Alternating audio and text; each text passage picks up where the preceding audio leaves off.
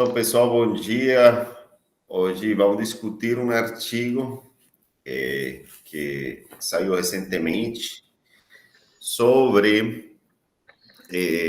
o título é assim, né? Mortes induzidas por uso compassivo, né, de hidroxicloroquina durante a primeira onda da Covid-19, uma estimativa, né? An estimate.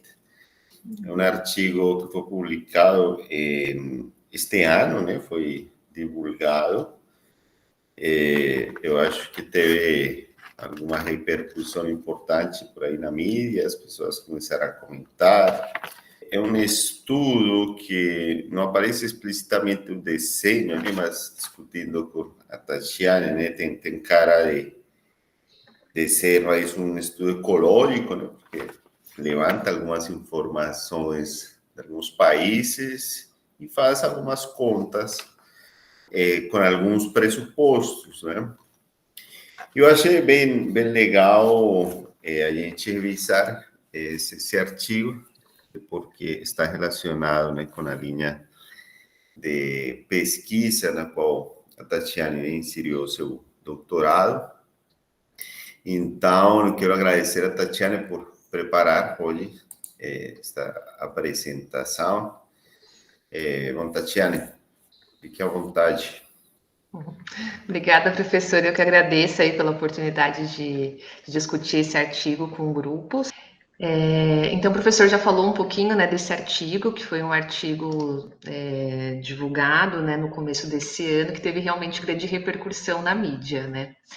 E ele está no contexto da pandemia de Covid-19. Eu fui buscar os dados mais atualizados, né, de número de casos reportados para a OMS, e eu fiquei bastante surpresa, né, com os números mais recentes aí de janeiro de 2024, que totalizaram mais de 770 milhões de casos no mundo, né, o que corresponderia a aproximadamente 10% da população mundial com algum episódio de Covid-19 aí ao longo dos últimos anos. O que provavelmente é subestimado, né, já que a gente sabe que tem um subreporte aí de casos, e todo mundo, acho que aqui no Brasil, pelo menos, já teve Covid em algum momento aí das ondas da pandemia, né? Eu, particularmente, fui ter Covid grávida depois de vacinada, então cada um tem uma história, eu acho, com Covid que é diferente, né?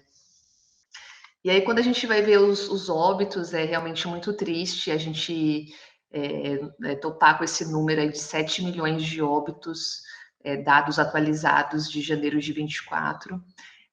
O Brasil está entre um dos top, né, que mais pessoas morreram aí em decorrência da Covid. Esses dados da OMS totalizam aqui 702 mil pessoas que morreram no Brasil. Então, realmente é muito triste a gente lembrar, né, dessa realidade aqui que assolou o nosso país há tão pouco tempo, né, que ainda tem matado algumas pessoas, mesmo a gente estando num cenário aqui fora da emergência de saúde pública, né. E na época, né, quando a gente teve os primeiros lockdowns e quando a Covid começou a se espalhar pelo mundo, todos os pesquisadores, enfim, os médicos ficaram buscando opções terapêuticas para tratar a Covid, né? Então, vamos lembrar, né, lá no início de 2020, quando a Covid chegou aqui no Brasil, né, a gente tinha grande repercussão de alguns medicamentos que já estavam no mercado para outras indicações e que estavam sendo estudados para a Covid-19. Então, aqui eu trouxe alguns exemplos, né? Ivermectina, hidroxicloroquina, colchicina, corticoide, como prednisona, alguns deles estudados aí para a Covid-19. Naquela época, a gente ainda não tinha comprovação de que eles funcionariam ou não para tratar a doença, né? Então, a gente estava baseando aquele uso, algumas vezes, em um uso compassivo, né, do medicamento. E é nesse contexto, né, de uso de hidroxicloroquina no início, na primeira onda da pandemia, que surgiu esse artigo que ganhou as mídias aí. Eu acho que muitos de vocês devem ter visto esse estudo em diferentes canais aí de comunicação. Então, saiu na CNN, em outros jornais no Brasil e no mundo. Então, normalmente com essa chamada, né? Cloroquina matou 17 mil pessoas na primeira onda da Covid. A gente viu também que isso apareceu em outros jornais aí no mundo todo também. Então, foi um artigo que teve, né, uma grande repercussão, e é sobre esse estudo que a gente vai falar hoje. Esses são da última semana, né? Todas essas notícias que você está colocando aí, né? Isso, de janeiro de 24. Caramba, bastante Então, repercussão. muita repercussão. Eu tinha visto por uma influencer que eu sigo, que é a doutora Luana, né? Que ela falou bastante sobre pandemia e evidência científica. Ela que tinha, inicialmente eu tinha visto por conta dela, e aí depois eu fui ver em outras redes também, inclusive em redes mais científicas, né? Até como o Twitter, enfim. Foi incrível, assim, ver a repercussão desse artigo, e hoje a gente vai falar sobre ele, né? Então, não sei se vocês tiveram a oportunidade de ler, avaliar criticamente, vamos ver se vocês tiveram pontos de preocupação semelhantes aos meus, e se a gente tem trocas aqui de outros pontos, né, acrescentar em relação a esse artigo. Será que a gente pode concluir isso mesmo, né, com esses dados? 17 mil pessoas morreram por cloroquina na primeira onda, então é sobre isso que a gente vai falar hoje. Então, esse estudo, os autores, né, eles dizem que o objetivo do estudo foi estimar a mortalidade atribuída ao uso compassivo de hidroxicloroquina no contexto da Covid-19 antes da publicação de ensaios clínicos randomizados confiáveis. Então, esse foi o objetivo que os autores trouxeram lá na publicação.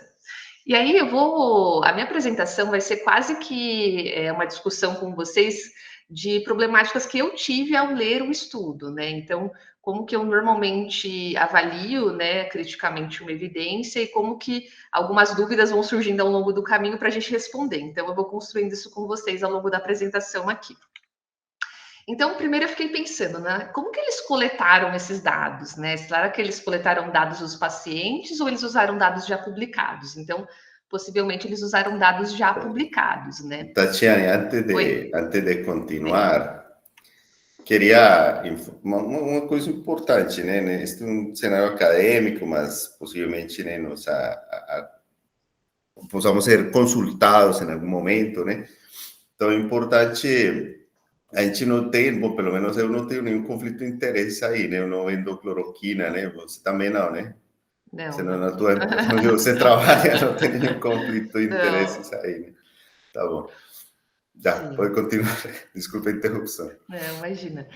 E aí, toda vez que eu leio um estudo, assim, eu fico pensando aonde que esse estudo se enquadra na pirâmide das evidências, né? E é importante a gente lembrar que quando a gente pensa, né, em níveis de evidência, a gente tem os estudos primários e os estudos secundários.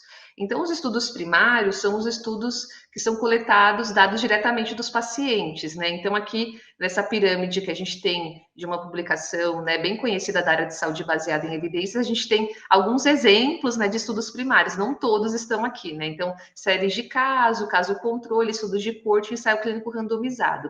E aqui a revisão sistemática seria um tipo de estudo secundário, né, onde ela quase que sai do topo da pirâmide aqui para a gente olhar como uma lupa, porque ela vai observar dados de estudos já publicados. Então, nesse estudo, como o professor disse no início, ele incluiu uma revisão sistemática para avaliar algumas premissas, mas não é um estudo de revisão sistemática, né? Então a gente vai falar um pouquinho sobre isso também. E é que a revisão sistemática conseguiria estar no topo na medida que incluísse muitos ensaios clínicos perfeitos, né? Então, nessa visão, simplesmente por ser revisão sistemática, não necessariamente tem a melhor evidência, né? Uhum. Então, na medida que ele que incluir ensaios clínicos top, né, e simplesmente aumentou o tamanho da amostra, aí, lógico, é melhor do que o ensaio clínico isolado, né? Mas são nessa situação. Uhum. É importante a gente lembrar isso, porque às vezes a gente lê um estudo e tenta encaixar ele aqui na pirâmide, mas nem sempre ele está perfeitamente aqui. Às vezes ele usou elementos, né, de diferentes estudos para construir o racional dele, que foi o caso desse estudo. Então, sempre avaliar criticamente as evidências, né? Eu acho que essa é a principal mensagem que eu quero passar, além da gente observar, né, onde que esse estudo está ali nos níveis de evidência, a gente tem que pensar o que ele se propôs a responder.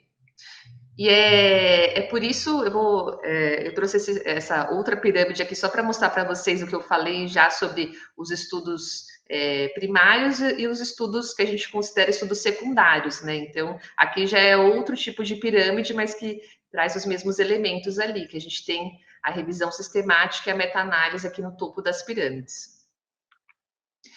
E aí eu sempre gosto de, quando eu leio um estudo, tentar entender como ele se encaixa na pergunta pico, né? Ou PECO. Então, o P da pergunta pico é a população do estudo. O que ele está avaliando? O I ou E é a intervenção ou exposição. O C é o comparador, que nem sempre a gente vai ter, né? Porque nem todos os estudos são comparativos. E o O é o desfecho do estudo.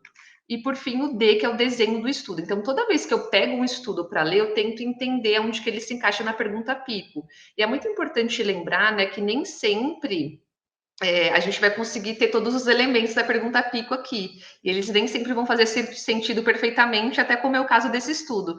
Mas tentando enquadrar os elementos mínimos aqui, que seria até a população, a exposição, né, e o desfecho, a gente consegue tentar entender melhor do que esse estudo está se tratando. Então, é uma sugestão para vocês, não sei se vocês já têm esse hábito, mas no meu caso, para mim, me ajuda quando eu vou avaliar criticamente uma evidência, a tentar traduzi-la de alguma forma na pergunta pico.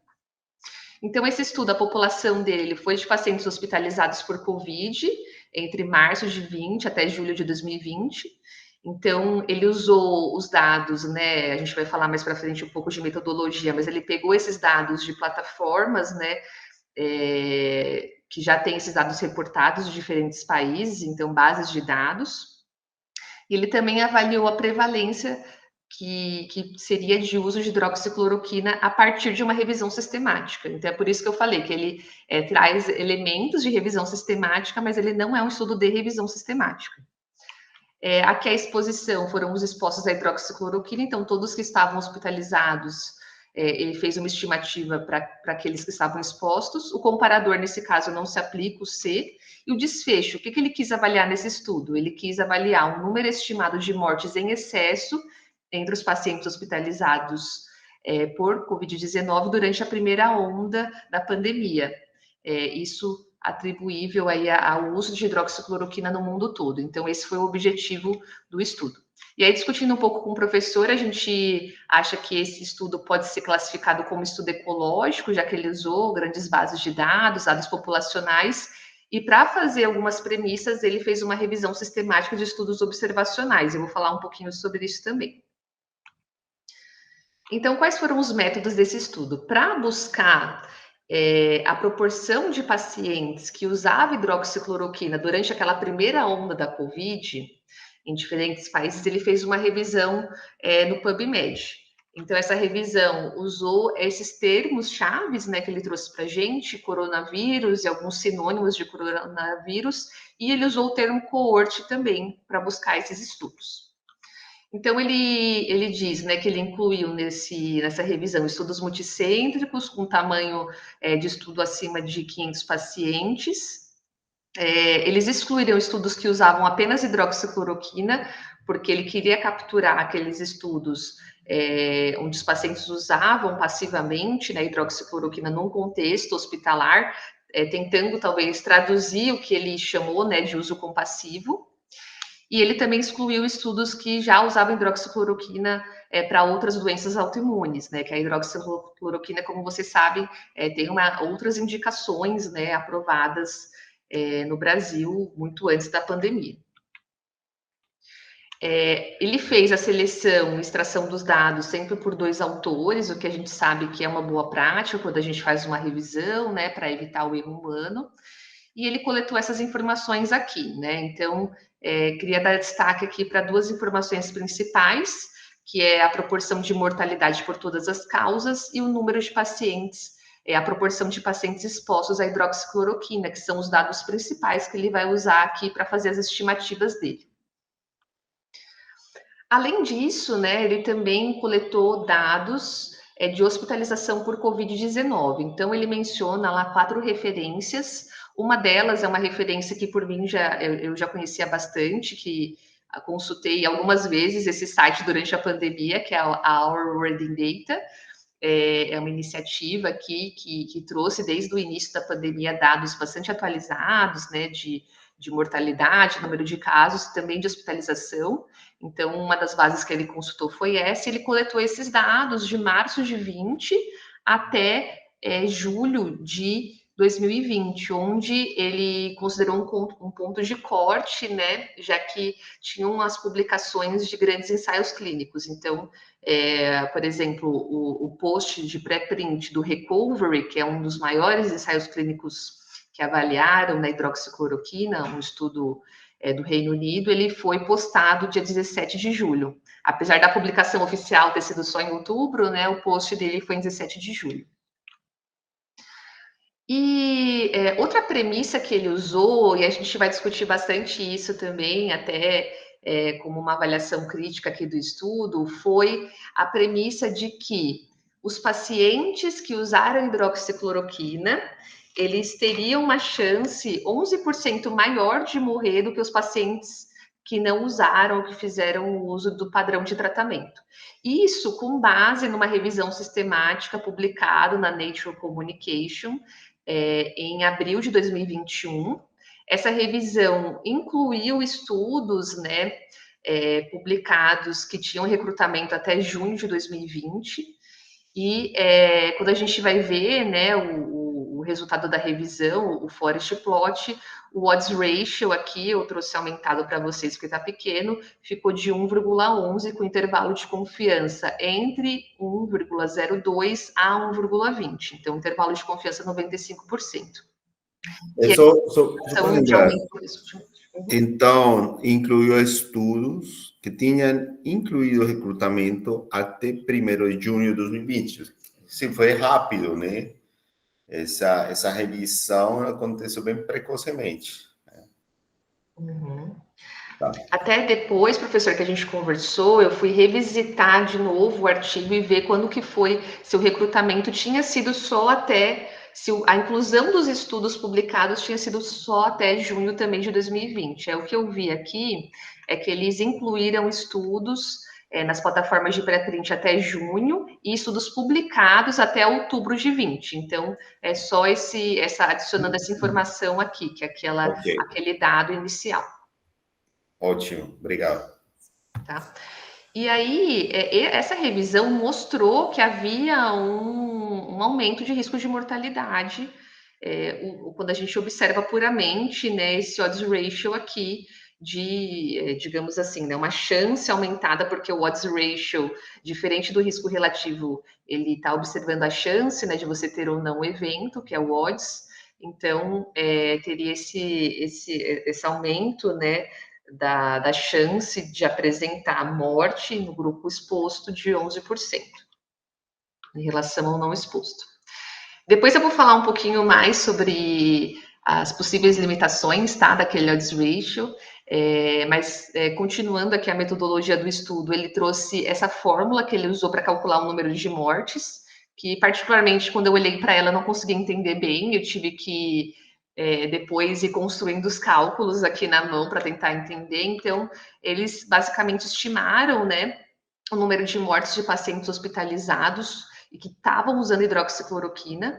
Então, eles avaliaram, né, esses pacientes que, usando a base, né, de pacientes hospitalizados de março de 20 até julho de 20, eles coletaram o número de pacientes daquelas publicações como, por exemplo, a World in Data, de cada um dos países, e eles avaliaram a proporção de pacientes que teriam usado cloroquina naqueles países. Então, a partir dos dados da revisão sistemática, e também multiplicaram pela proporção de mortes por país. A partir disso, eles multiplicaram o valor do odds ratio de 1,11, considerando aquela premissa, né, de que os pacientes que usaram hidroxicloroquina teriam um risco aumentado de morte. Então, basicamente, foi esse o cálculo que ele fez para ver o excesso de mortalidade, digamos assim. Além disso, para alguns casos, né, teve uma diferença de exposição de hidroxicloroquina, uma mínima e máxima diferente ali nos estudos. Ele também fez uma análise de sensibilidade ali, considerando essa diferente exposição à hidroxicloroquina. Então, basicamente, né, qual foi o cálculo de excesso de morte que ele fez? Ele fez o número de pacientes que morreram no hospital e que usaram cloroquina, subtraído, né, por esse número de pacientes, considerando o odds ratio de 1,11. Então, eu vou até mostrar para vocês um Excel que eu fiz para tentar entender melhor os cálculos e reproduzir. Então, essa subtração que deu o cálculo do uso compassivo, tá? Tatiane, pode voltar para a fórmula? A primeira que você colocou, eu acho que essa fórmula, bom, eu acho que esta aqui é mais fácil, para mim, mais fácil de entender aqui, né? Então, o número de pacientes hospitalizados seria a população, o terceiro termo que você coloca aqui, que seria a prevalência de uso de cloroquina, ao multiplicar pelo primeiro, daria o quê? Daria a quantidade de pessoas hospitalizadas que consumiram cloroquina, né? Seria a quantidade. Aí, ao multiplicar pela taxa de mortalidade, daria o que eles consideraram o número de mortes de base, como se não houvesse havido nenhum efeito, né?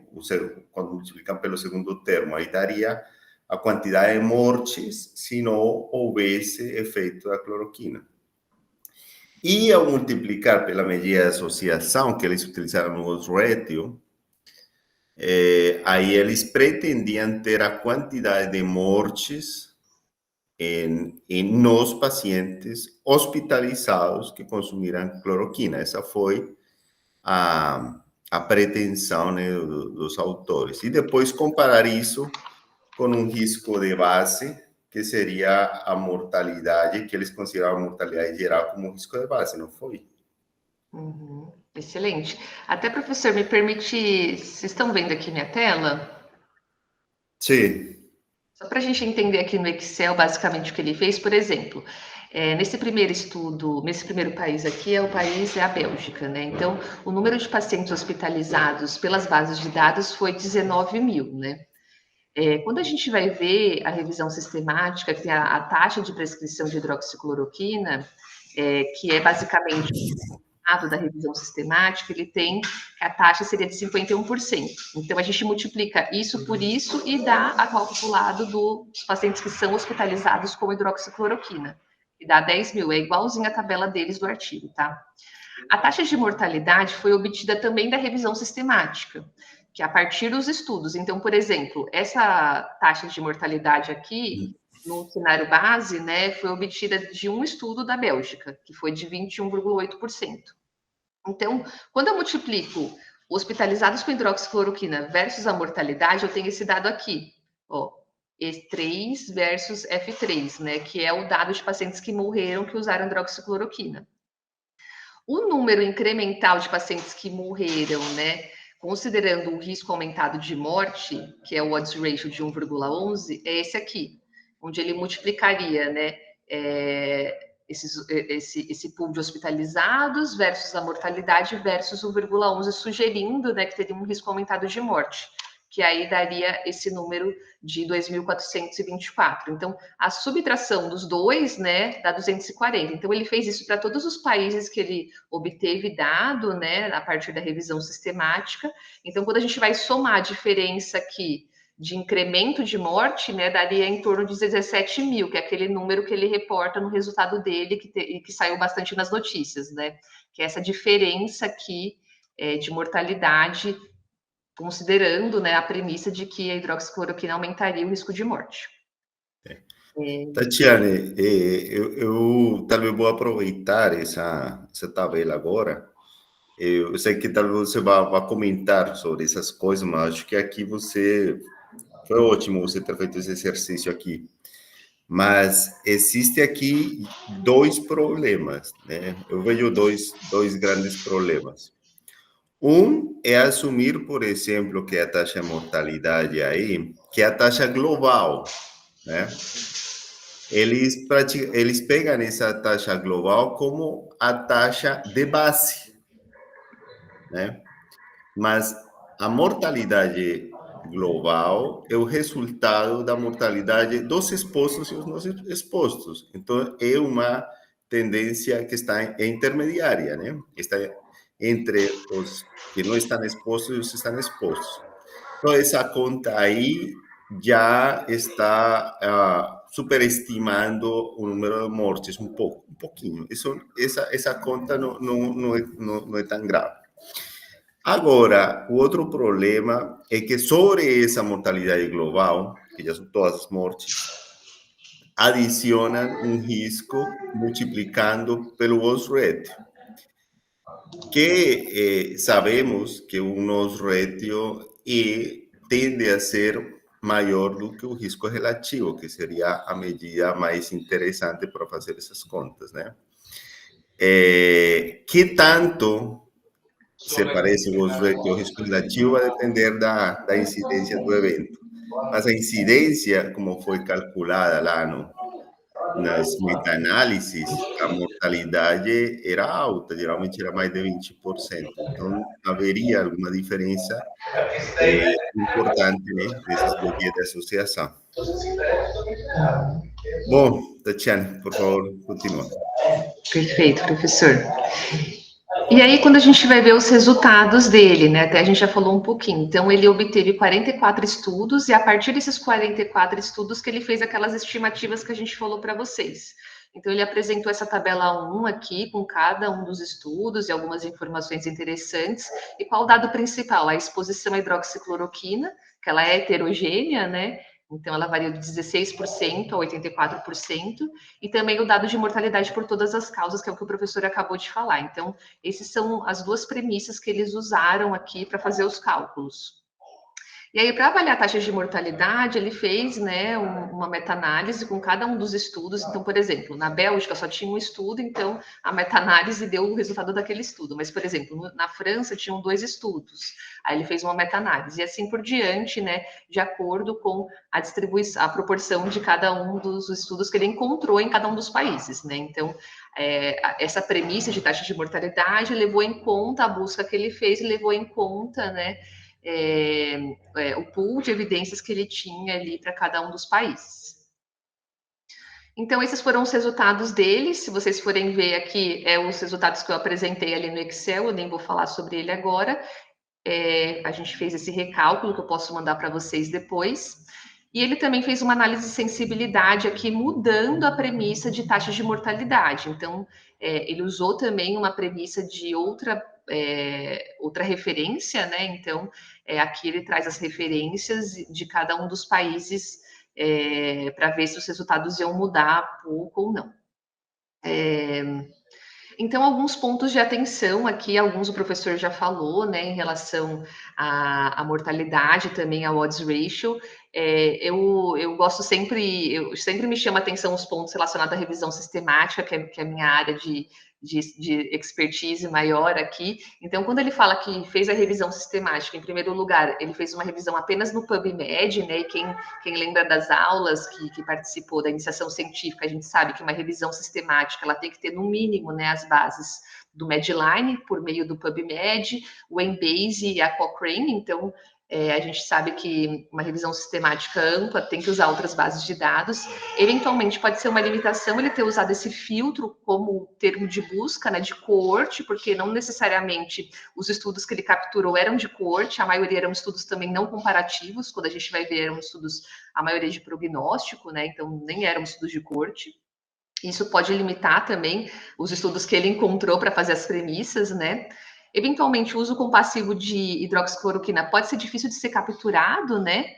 Porque, enfim, ele acabou incluindo estudos que usaram hidroxicloroquina, ele excluiu aqueles que tinham o objetivo de testar a hidroxicloroquina, mas a gente sabe que dizer que os estudos realmente demonstraram esse uso compassivo é complicado, porque cada um tinha um objetivo diferente, né? Ele analisou só uma parte da literatura sobre esse assunto, eventualmente pode não ser que as taxas de mortalidade realmente espremissem aqueles dados quando a gente vê o conjunto das evidências, e a causa de morte de pacientes que usaram hidroxicloroquina pode também estar relacionado ao uso compassível, né? Então, pode ser que tenha algum tipo de viés de seleção ali nos estudos que ele incluiu. Outro ponto eu acho muito interessante, que eu acho aqui que é o core da análise, que pode ser um problema, né? É essa interpretação de que os pacientes que usaram hidroxicloroquina tinham risco aumentado de morte, a partir daquela premissa da revisão sistemática. Então, quando a gente vê outras revisões, né? Como, por exemplo, uma revisão da Cochrane, que foi publicada em 2021, que incluiu estudos até 15 de setembro de 2020, eles mostraram que o risco relativo de morte por uso de hidroxicloroquina seria de 1,09. Então, com intervalo de confiança, né, de 0,99 a 1,19, ou seja, intervalo de confiança cruzando a linha do não efeito, né? Então, o que eles comentaram aqui, né? Quando a gente olha essa revisão da Cochrane, esse é um dos resultados principais, né? Que é a tabela do sumário das evidências, que mostra como que foi, né? Como que foram os principais resultados para esse desfecho de morte. Então, o que a Cochrane comentou, né? Que a hidroxicloroquina resulta em pequeno ou não diferença de morte devido a qualquer causa. Então, morte por qualquer causa. Quando a gente vai ver mais em detalhes ali o que eles trouxeram na descrição dos estudos, né? Ele traz exatamente a mesma coisa do que ele traz aqui na tabela, né? Pequena ou não diferença. Então, como cruza não efeito aqui, né? É difícil a gente dizer que existe um aumento do risco de morte. Então, vejam que a interpretação foi diferente, né, do estudo anterior, que trouxe também um intervalo de confiança diferente, né? Quando a gente vai ver, né, outras referências, eu fui buscar também outros estudos para ver se tinha revisões sistemáticas mais atualizadas. A revisão sistemática que hoje tem no site do Magic App, que é uma ferramenta bem interessante, né, que ela consegue traduzir a evidência de forma muito clara, né, que é até uma iniciativa do próprio Grade. Eles têm essa tabela aqui com um risco relativo de 1,11, mas eles falam que a informação está desatualizada, né? Então, quando eu fui ver a referência mais atualizada, que é essa publicação do BMJ, que é uma revisão viva, né?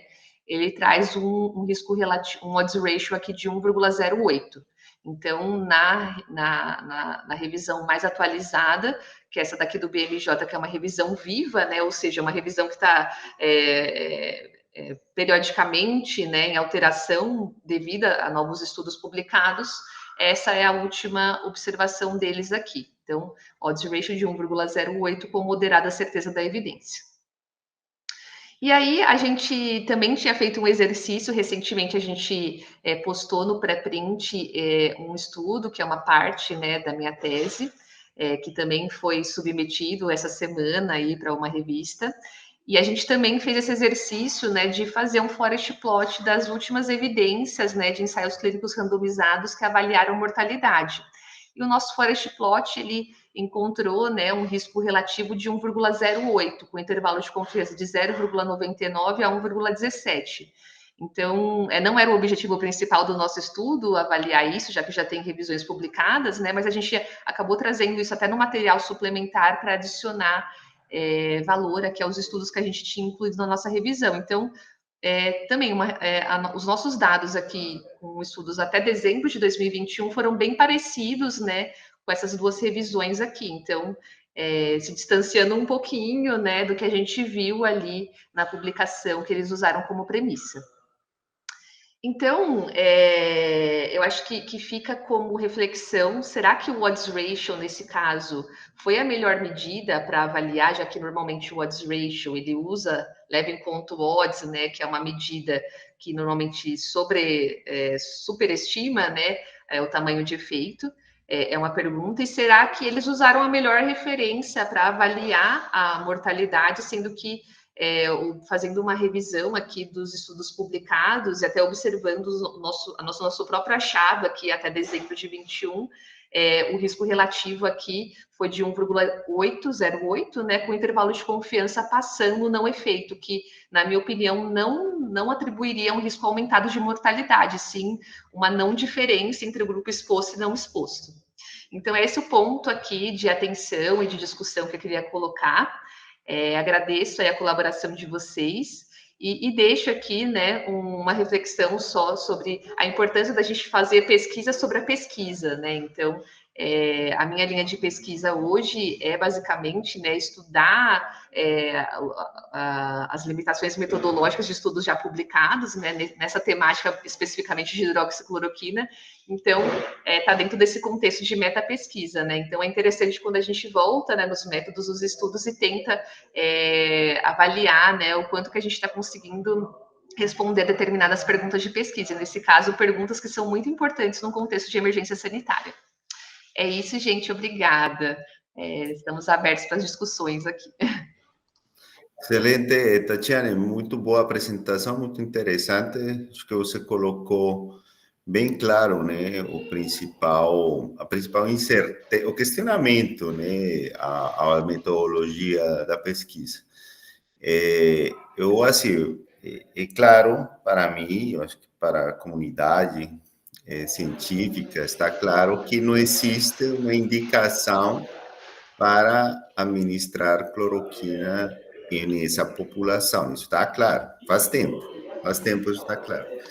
Agora, atribuir uma relação causal entre cloroquina e aumento da mortalidade, aí eu acho que vale a pena revisar, né, essas referências, essas revisões sistemáticas, e parece que, pelo menos no paradigma atual, né, das provas de hipóteses e do intervalo de confiança, 95%, né, os paradigmas estatísticos, não superou, né, esses critérios ainda para atribuir uma relação de causa e efeito, né, nesse aumento da mortalidade.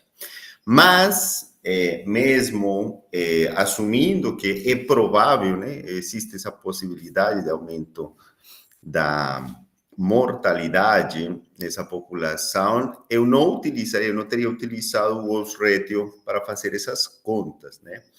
Eu vou, antes de passar a palavra, eu também fiz aqui algumas contas com os valores que foram levantados, que eu acredito que a revisão que eles fizeram inclui ou trouxe informação interessante, como a frequência de uso de cloroquina, as mortalidades, mas eu teria utilizado diferente essa informação para fazer as contas, né? A mortalidade é o resultado tanto das mortes em expostos como não expostos. Então, eu teria utilizado teria calculado a incidência em não expostos, que acabaria sendo algo inferior, né? Eu aqui aplicando uma fórmula que considera que as mortes são o resultado da mortalidade expostos, né? Considerando a frequência de exposição, e a mortalidade não expostos, considerando o complemento.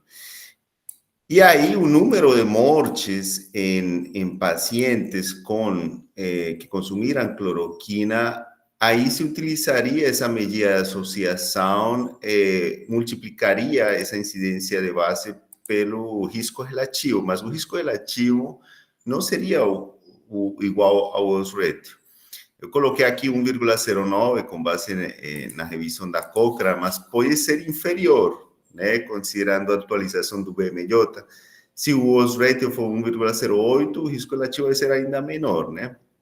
E só fazendo estas duas mudanças, né, já o excesso de mortes, segundo estimativas pontuais, cairia para 13 mil, né? Poderia ser até menor, considerando as medidas da BMJ, né, da revisão viva.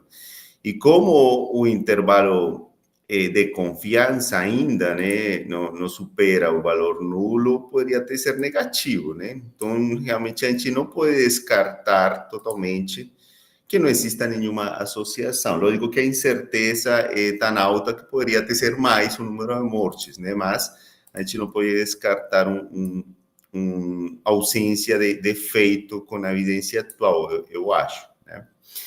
Então, bom, este é um exercício, né, que eu fiz, que eu acho que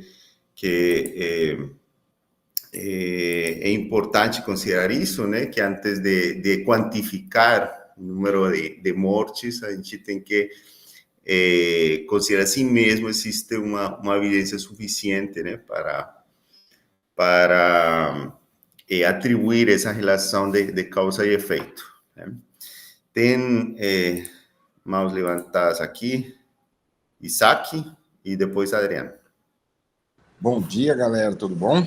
Primeiro de tudo, muito massa, Tati, o que tu fez. Eu achei sensacional, porque quando eu li esse estudo, só que assim, eu estou estudando, tô aprendendo, mas eu li esse estudo e disse, caramba, que não faz muito sentido para mim isso. E aí uma dúvida que eu fiquei, que é o que eu queria pedir, porque assim, quando eu começou toda essa parte de emergência, eu trabalhei junto com o comitê, com o grupo de trabalho do Estado do Rio Grande do Sul, que tentava ajudar e melhorar os índices e tudo.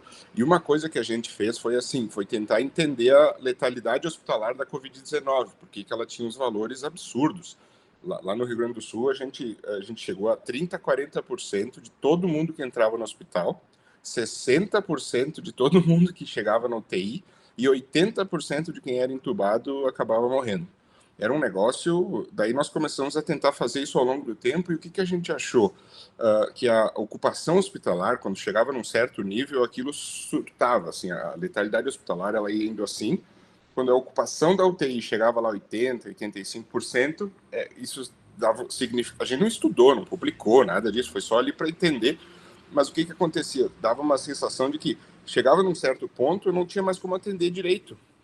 E aí a letalidade hospitalar, independente de cloroquina, do que fosse, ela subia. E aí, se aqueles pacientes estivessem tomando cloroquina, X, Y ou Z, e eu fizesse algum estudo com eles, eu ia dizer, meu Deus, aquilo está os está matando, está aumentando o risco de mortalidade. Mas, na verdade, era uma pressão no sistema hospitalar que não é uma coisa comum em outras doenças. Aconteceu na emergência da Covid, mas não em outras doenças. E pelo que eu vi, eles nem tentaram ajustar por isso, né? Era essa a minha dúvida, assim, não teve nenhuma tentativa de ajuste, assim, por ocupação hospitalar ou pressão do sistema, né? Porque talvez se fizessem isso, a mortalidade, né, a letalidade hospitalar ficasse um valor um pouco mais baixo, por causa que ela sobe toda a mortalidade de todo mundo, de todas as outras doenças, de tudo, quando dá essa pressão hospitalar, sabe? Era uma linha assim, quando chegava lá 75, 80%, começava a morrer, e aí, independente se a pessoa às vezes chegava lá, eu lembro que a gente fez algumas reuniões com o pessoal direto de dentro da UTI, e o pessoal dizia, tem gente morrendo de apendicite aqui, porque não dava tempo, os caras não conseguiam, quando veio, chegavam lá, não tinha equipe, não tinha quem atender, e virou uma bagunça. Então, não teve esse ajuste, né, no estudo, e é uma coisa que eu acho que é um viés, é uma possível confusão, ou eu que interpretei assim? Bom, Isaac, obrigado. Realmente houve muitas medidas desesperadas, né, durante a pandemia. Se a gente utilizasse, ou tivesse utilizado, ou se os pesquisadores tivessem utilizado essa informação das coortes para calcular o efeito diretamente com essa informação das coortes, estariam sujeitos a todos esses vieses que você comentou. Quer dizer, e mais, e outros. Mas eles simplesmente utilizaram a informação da regressão sistemática para saber que tão frequente era o uso da cloroquina. Agora, as contas, o efeito, a medida de efeito que eles utilizaram, que consideramos não enviesada, estaria baseada naquela meta-análise que está, né, que eles referenciaram, que foi baseada em ensaios clínicos bem feitos, né? A gente assume que bem feitos. Então, fizeram essa extrapolação, né? Então, neste caso, não esperaríamos que houvesse esses fenômenos de confusão ou confundimento, né? Aquele efeito dos confundidores nessas contas. Talvez o questionável, né, é que essa, na atualidade, né, tenha sido utilizado essa medida de resumo dessa meta-análise, sabendo que temos umas mais atualizadas, né, e a forma como foi feita a conta, né, que utilizou o odds ratio em vez do risco relativo, mas aplicou o odds ratio como se fosse risco relativo. Né? Então, acho que talvez esses seriam os questionamentos. Mas, bom, muito boa a tua colocação, Isaac. Obrigado. Adriano? Começar parabenizando, Tati. Que apresentação bacana, viu? Nossa, eu botei aqui no chat, você é showwoman. Fez toda uma história muito boa, bem legal mesmo, diferente. Parabéns, Tati. Eu queria comentar uma coisa que eu captei, né, a questão de que esse número aí possivelmente está superestimado, né, pelas discussões que Tati e o professor comentaram. Agora, assim, na minha visão, talvez, a partir daquele estudo da Cochrane que você botou, né, o do BMJ, talvez menos, mas o da Cochrane que você botou, né, que tinha um risco relativo, acho que a estimativa pontual era 1,09, né, e o IC ia de 0,99 até 1,19, né. Vejam o que vocês acham, mas me parece, pelo menos para mim, que ali é evidência razoavelmente convincente de que, de fato, há um efeito, né, negativo, deletério, maléfico do uso, desse uso da cloroquina, né? Porque esses pontos de corte, né, de cruzou um, não cruzou um, o P e tal, eles são sugestões, né, que os pais lá da estatística colocaram pra gente, né, Fischer, o Niemann, Bottom, mas não são coisas fechadas, assim, né, de forma que cruzou um, o efeito existe, não cruzou, o efeito não existe. E aí, quando você olha, pelo menos para mim, eu vi que, quando eu olho aquele intervalo de confiança, né, me parece que o estudo, a meta-análise, né, o valor mais provável do efeito é o tal do 1,09, né, um efeito deletério de 10%, que para a morte já não me parece tão pouca coisa assim, especialmente considerando que muitos pacientes foram expostos à cloroquina, né, e que, mas o estudo também é compatível com o valor na população, o efeito real, que pode ser tão ruim quanto 1,20, até um efeito ali minúsculo de benefício, né, de 0,99. Então, assim, me parece, olhando isso ali, e eles botam um grade de alto, né, alta qualidade de evidência. Então, olhando aquilo, me parece que de fato dá para afirmar que cloroquina tem um efeito negativo e possivelmente de tamanho de efeito clinicamente relevante, né? Porque o mais provável ali é que ela tenha aumentado o risco de morte em 10%, sendo, no pior cenário, 20%, né? Então, assim, aquele intervalo de confiança parecia estar sugerindo que cloroquina tem um efeito negativo, um efeito deletério clinicamente relevante ou um efeito benéfico clinicamente irrelevante, né? Com alta confiança na evidência, né? O grade era alto. Então, eu queria fazer essa pontuação. Na minha visão, acho que com aquela evidência ali, da Cochrane e tal, eu acho que dá para concluir isso, que de fato cloroquina tem um efeito maléfico na mortalidade que possivelmente é clinicamente relevante, entende? Eles optaram por fazer uma interpretação mais em cima do muro, né? Pelo que foi aquela que você botou.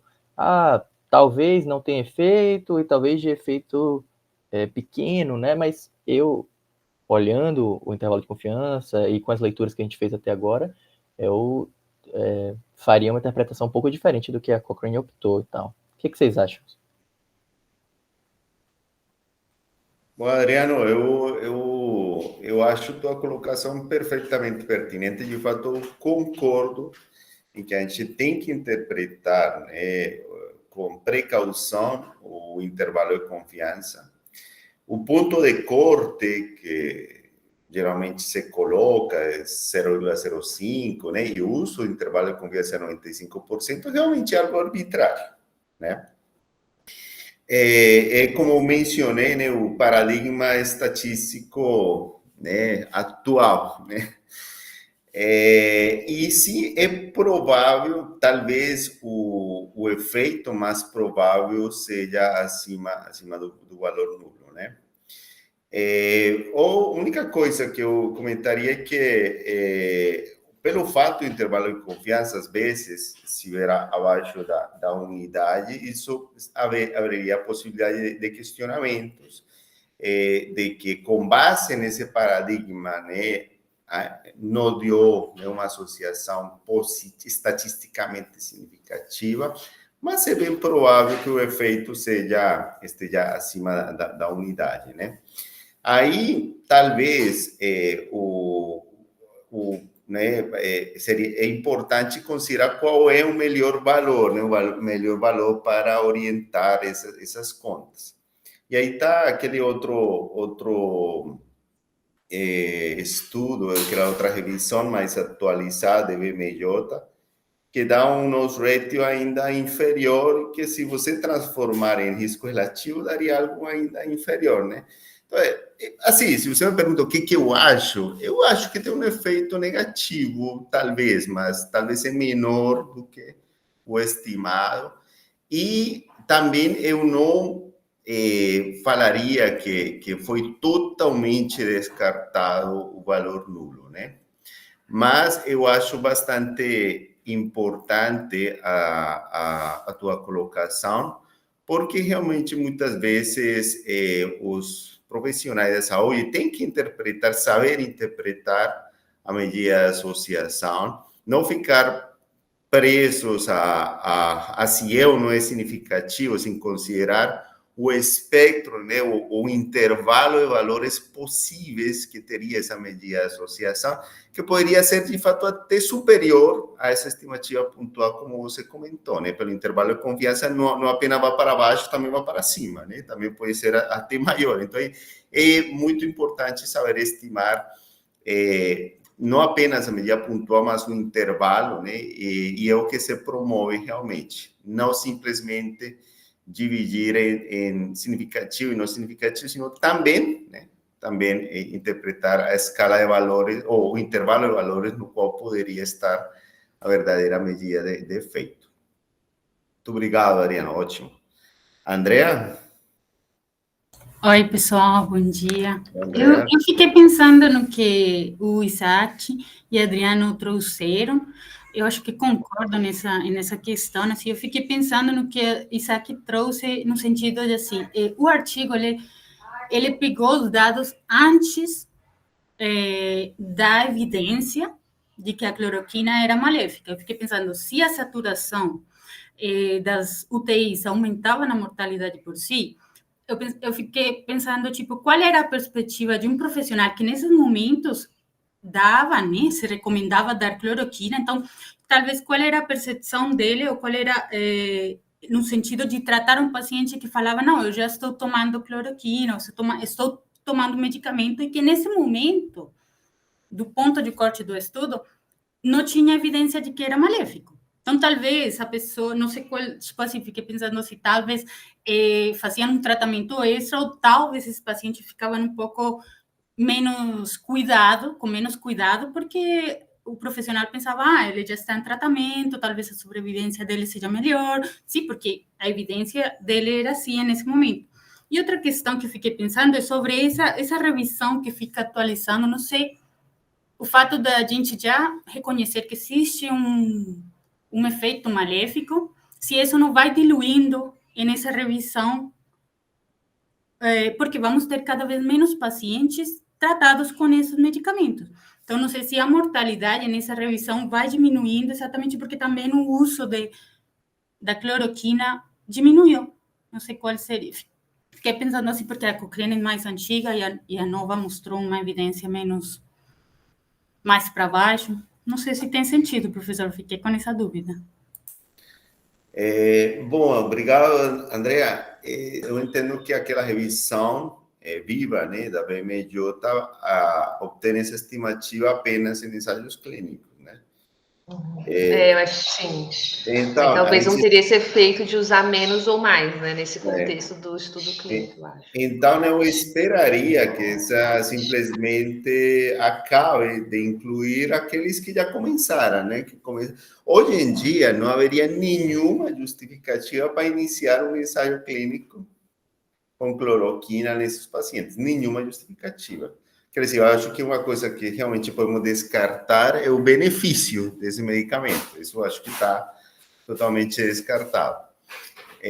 Talvez haveria dúvida de, ou alguém, poderíamos questionar se realmente existe um malefício, né, um dano significativo, ou existindo, que talvez seja o mais provável, né, considerando essa interpretação, né, do intervalo de valores prováveis, né, existindo também ficaria a dúvida de exatamente qual seria o valor, né, do dano, se ele realmente existir, né.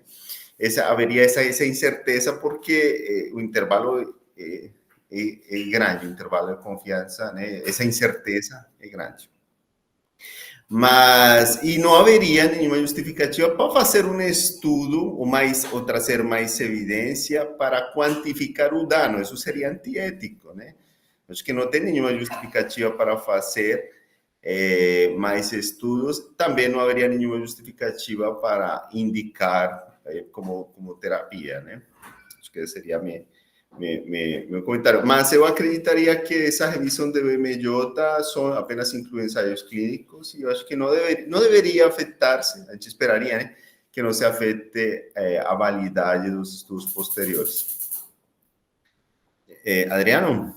Uma outra coisa que eu fiquei pensando aqui é que, me parece, o que vocês pensam sobre a interpretação mais precisa possível dessa estimativa? Qual seria o estimando, né? Eu só consegui interpretar de uma forma abstrata, né? No sentido de que usar cloroquina, de alguma forma, prescrever, não está muito claro para mim se é a prescrição da cloroquina, o uso de cloroquina, porque pelo que eu entendi dos estudos, está juntando vários, mesmo os ensaios clínicos randomizados, são juntando várias formas de usar cloroquina, né? Vários protocolos, comparando com grupos de pacientes diferentes, etc, etc. Então, no final das contas, essa é a estimativa que a gente está discutindo, qual o melhor tamanho para representar o tamanho desse efeito. Até a interpretação, para mim, ficou uma coisa um pouco difícil de interpretar, né? A única interpretação que eu consigo dar no momento é uma interpretação abstrata, assim, de que cloroquina, de alguma forma, parece ser negativa. Agora, dar uma interpretação mais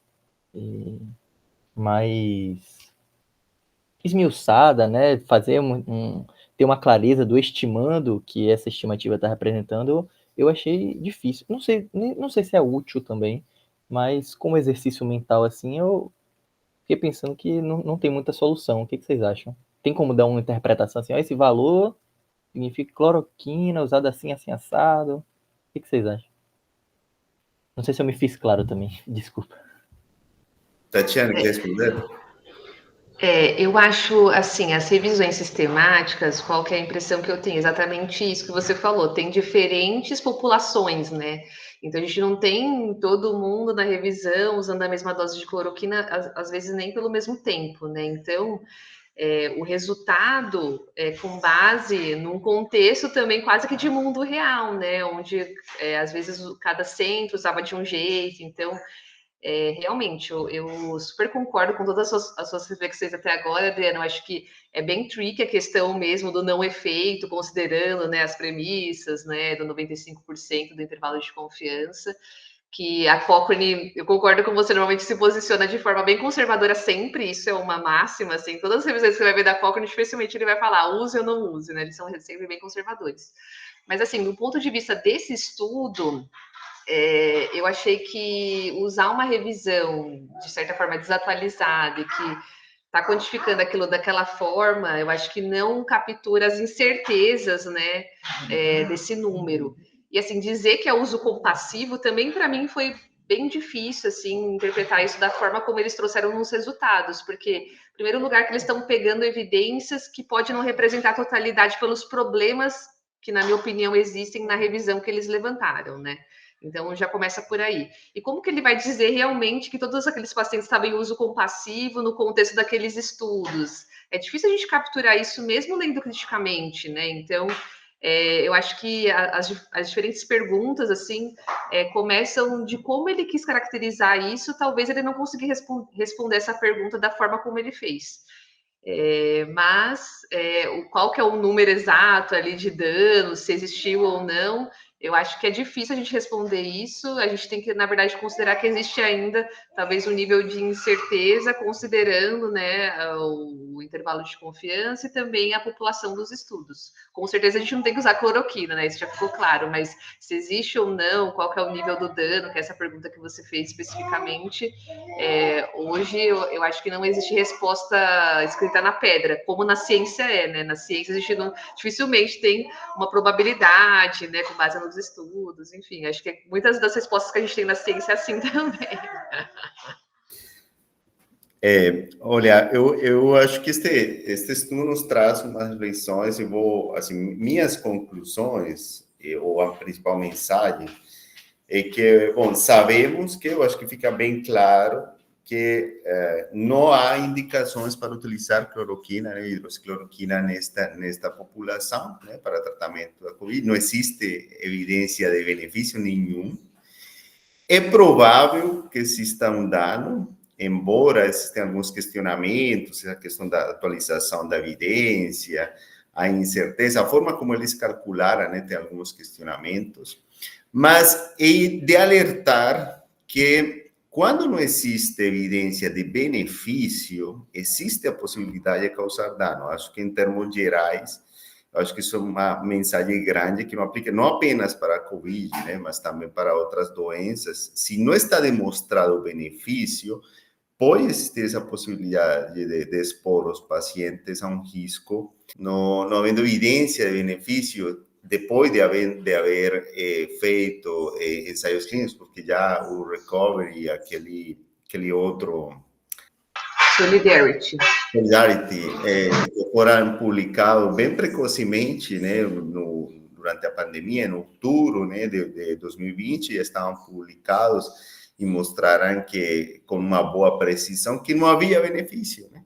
Então, para que expor pacientes a um medicamento que se sabe que não tem benefício, né? Existe a possibilidade de causar dano, né? Então, acho que essa é uma mensagem também importante. Quanto é difícil avaliar isso, até porque ninguém vai fazer um ensaio clínico para avaliar que tanto, né, prejudica um medicamento, né? Ninguém vai fazer, não seria ético. Mas eu acho que seriam, para mim, as principais conclusões. Bom, gente, agradeço a participação de todos vocês. Vou parar por aqui a gravação. Obrigado. Obrigada, pessoal. Excelentes reflexões, muito boa participação de vocês. E bom final de semana para todos.